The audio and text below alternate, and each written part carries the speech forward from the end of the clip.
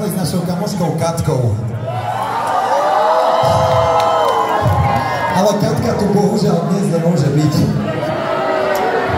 Je to track o meste, respektíve o troch mestách. O Košiciach, o meste, z ktorého pochádzam. O Bratislave, meste, kde sa dalo dokopy táto kapela. A o Prahe. Je to... Ja stále neviem úplne presne, o čom je ten track, ale akorát dnes si myslím, že to je track o tom, že mesto sa nedá vlastniť. O mesto sa dá iba bojovať.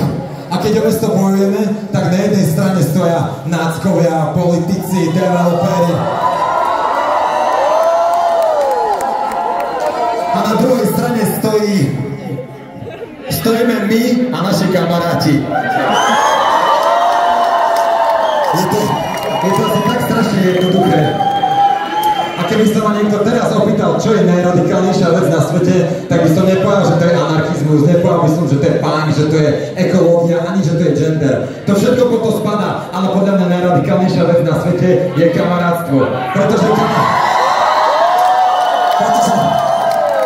iba kamarátstvo dokáže spájať na pohľad absolútne nesúvisiace veci a absolútne nesúvisiace pohľady. Ja práve nie som v kamarátstve úplne najlepší, ale snažím sa. Dúfam, že sa budete snažiť aj vy a dúfam, že budeme kamaráti. Ďalší track sa volá Nemám koho obdivovať.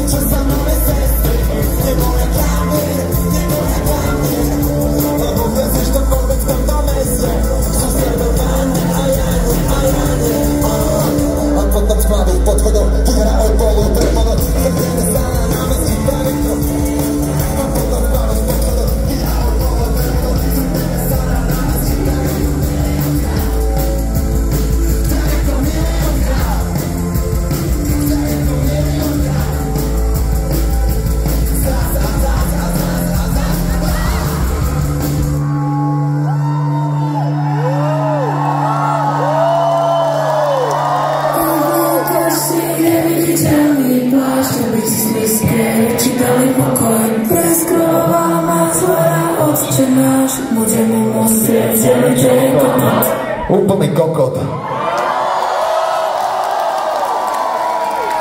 Pár mojich kamarátov a kamarátok by vám teraz chcelo niečo povedať.